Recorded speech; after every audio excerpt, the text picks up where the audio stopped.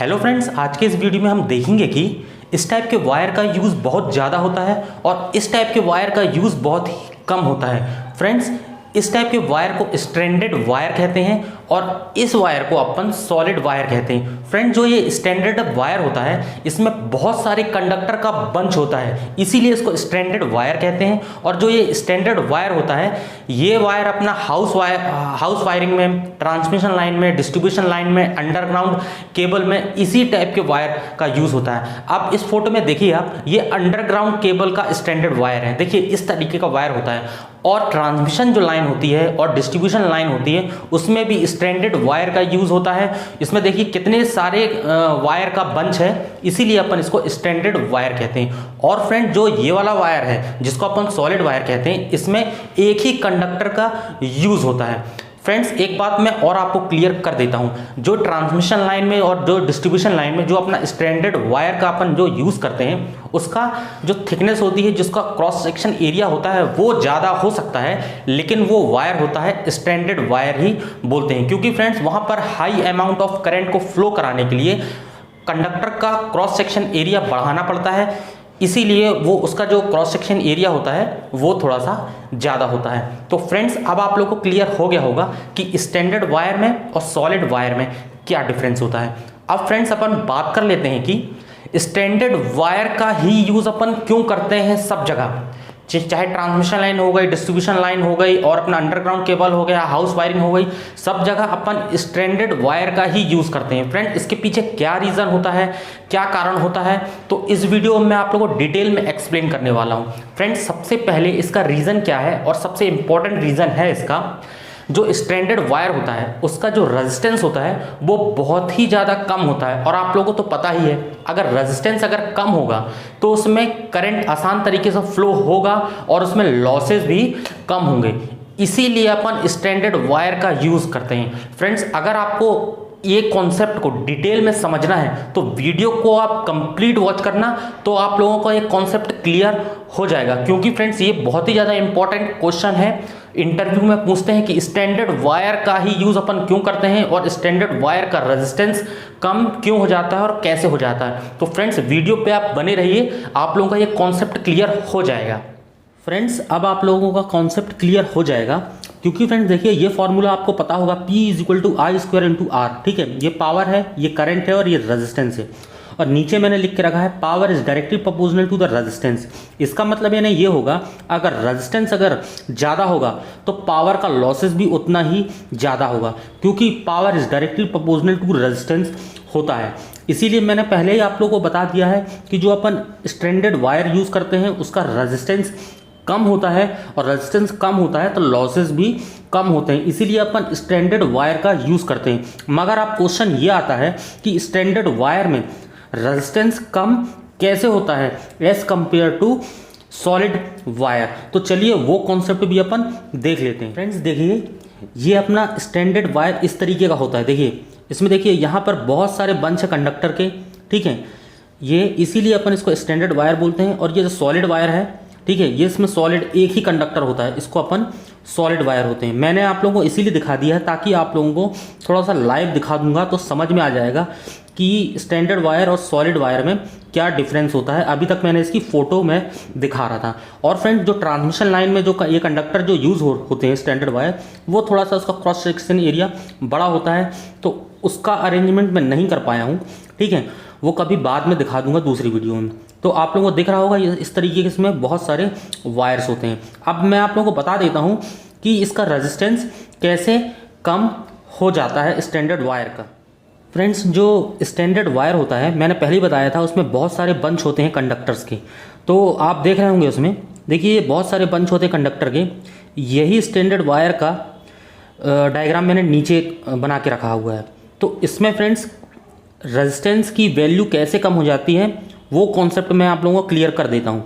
देखिए, जब यहाँ से मैं करंट मान लो इसमें फ़्लो करूँगा, ठीक है, तो जैसे मैंने इसमें करंट फ्लो किया तो इसमें जैसे मैं मान लेता हूँ कि इसमें 5 इसमें कंडक्टर हैं जो मैंने यहाँ पर बना के रखे हैं, ठीक है। ये 5 कंडक्टर हैं, तो यहाँ पर देखिए आई करंट जैसे फ्लो होगा तो आई करंट कितने पार्ट में डिवाइड हो रहा है यहाँ पर, ये कंडक्टर के थ्रू, ठीक है, इसके through I1, I2, I3, I4, I5। ये क्यों डिवाइड हो रहा है फ्रेंड्स? क्योंकि क्या होता है, जैसे ही अगर मैं करंट यहाँ फ्लो करूँगा, मैंने मान लो यहाँ पर एक टैपिंग कर दी है या फिर मैंने यहाँ पर एक कनेक्शन ले लिया है, कुल मिला के उससे क्या होगा, ये जो आई करंट है वो 5 इक्वल पार्ट में ये डिवाइड हो जाएगा। अब मान लो ये वाला करंट मेरे को और आगे लेना है, तो यहाँ पर भी मैं इसको क्या कर दूंगा, एक और वायर कनेक्ट कर दूंगा, तो इस पर यहाँ पर करंट मेरे को कौन सा मिल जाएगा, आई करंट फिर मेरे को मिल जाएगा। क्योंकि फ्रेंड्स वो क्या है, ट्विस्टिंग मैं कर दूंगा यहाँ पर एक, तो मेरे को फिर यहाँ पर आई करंट मिल जाएगा। अब उसके कारण क्या होता है फ्रेंड्स, आप लोगों को पता है ये कनेक्शन क्या हो गया, ये पैरेलल कनेक्शन हो गया। कैसे हो गया पैरेलल कनेक्शन? क्योंकि देखिए यहाँ पर करंट ये डिवाइड हो रहा है। अब फ्रेंड्स आप लोगों को पता है कि अगर पैरेलल अगर कनेक्शन होता है तो अपन रेजिस्टेंस की वैल्यू पैरेलल कनेक्शन में कैसे लेते हैं, अपन 1/R1 plus 1/R2, R3, R4 इस तरीके से लेते हैं। अब मैं इसका इक्विवेलेंट रेजिस्टेंस अगर निकालूंगा तो इक्विवेलेंट रेजिस्टेंस देखिए इसका क्या आया है, ये ठीक है, इतना आया है। तो फ्रेंड्स इससे अपन को वैल्यू क्लियर नहीं हो रही है कि रेजिस्टेंस की वैल्यू कम हो रही है या ज़्यादा हो रही है, ठीक है। अब इसके लिए मैं इसमें वैल्यू पुट कर देता हूँ, ठीक है। मान लो इस वाले कंडक्टर की यहाँ पर और यहाँ पर जितने भी कंडक्टर हैं यहाँ पर पतले पतले जो ये हैं, ठीक है, तो उसका वैल्यू है रेजिस्टेंस की 5, ठीक है। ये मैंने यहाँ पर लिख के रखा है कि रेजिस्टेंस 1, 2, 3, 4, 5 की वैल्यू है 5 है, ठीक है। मैंने 5 लिख के रखी है हर एक कंडक्टर की वैल्यू रेजिस्टेंस की, ठीक है। ये आर आप मत समझिए इसको, ये आर क्या है, R1, R2, R3, R4, R5 की वैल्यू है आर, ठीक है। तो मैंने क्या किया है, देखिए R1 की वैल्यू मैंने इधर पुट कर दी है, R2 की वैल्यू मैंने इधर पुट कर दी है, R3 की वैल्यू इधर पुट कर दी है और R4, R5 तक मैंने वैल्यू ले ली। अब मैंने इसका भी मैं इक्विवेलेंट रेजिस्टेंस निकालूंगा, तो देखिए इक्विवेलेंट रेजिस्टेंस कितना आया, 5/5 यानी 1 ओम आया है, ठीक है। इसका रेजिस्टेंस 1 ओम आया। अब देखिए ये सॉलिड वायर है, ये मेरा है कि ये सॉलिड वायर है, ठीक है। इसमें अगर करंट फ्लो होगा, रेजिस्टेंस अगर इसका होगा तो उसमें, ये तो एक ही वायर है, इसमें अगर ट्विस्टिंग भी अगर मैं कर दूंगा, आगे भी अगर करंट अगर फ्लो करवाऊंगा तो इसमें कोई भी पैरेलल कनेक्शन नहीं बनेगा, ठीक है। इसीलिए इसका रेजिस्टेंस की वैल्यू देखिए यहाँ पर 5 आई है और यहाँ पर कितनी आई है, 1 ओम आई है, ठीक है। फ्रेंड्स यही बहुत ज़्यादा डिफरेंस हो जाता है, इसीलिए हमेशा अपन स्टैंडर्ड वायर का अपन यूज़ करते हैं। अब देखिए फ्रेंड्स, अब यहाँ पर मैंने यहाँ पर पहले वाला फॉर्मूला लगा दिया है, P = I² × R, जो मैंने स्टार्टिंग में मैंने बताया था आपको। अब देखिए मान लो मैं यहाँ पर करंट की वैल्यू 10 ले लेता हूँ, ठीक है। इसको मैंने इंटू करूँगा तो यहाँ पर कितनी वैल्यू आएगी पावर की, 500 वैल्यू आ गई यहाँ पर पावर की, ठीक है। यानी रेजिस्टेंस की वजह से पावर की वैल्यू यहाँ पर बढ़ रही है, ठीक है। और रेजिस्टेंस अगर कम होगा, जैसे देखिए यहाँ पर 1 ओम का रेजिस्टेंस होगा, तो 1 ओम के लिए अभी अपन रेजिस्टेंस निकाल लेते हैं कि यानी पावर निकाल लेते हैं कितना आएगा। अब देखिए यहाँ पर देखिए अगर रेजिस्टेंस मेरा अभी 1 आया था तो पावर मेरा कितना आएगा, देखिए 100 आएगा। तो कितना ज़्यादा डिफरेंस हो जा रहा है, ठीक है, स्टैंडर्ड वायर की वजह से और सॉलिड वायर की वजह से। ये डिफरेंस क्यों आया है आप लोगों को पता होगा, क्योंकि यहाँ पर पैरेलल कनेक्शन हो जाता है हर एक कंडक्टर में, ठीक है।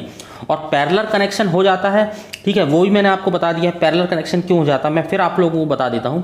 देखिए ये पैरेलल कनेक्शन हो जाता है, इसीलिए जो रेजिस्टेंस होता है वो डिवाइड हो जाता है और रेजिस्टेंस की वैल्यू कम हो जाती है। इसीलिए अपन स्टैंडर्ड वायर का ज़्यादा यूज़ करते हैं और सॉलिड वायर का यूज़ बहुत ही कम जगह यूज़ होता है। पहले बहुत यूज़ होता था इसका, लेकिन अब बहुत ही कम जगह यूज़ होता है, या इसीलिए सॉलिड वायर का यूज़ बहुत ही कम होता है। तो फ्रेंड्स अब आप लोगों को क्लियर हो गया होगा स्टैंडर्ड वायर और सॉलिड वायर में क्या डिफरेंस होता है और इसका रेजिस्टेंस की वैल्यू कैसे कम हो जाती है। और रेजिस्टेंस की वैल्यू कम हो जाती है तो पावर का लॉसेस भी कम होता है।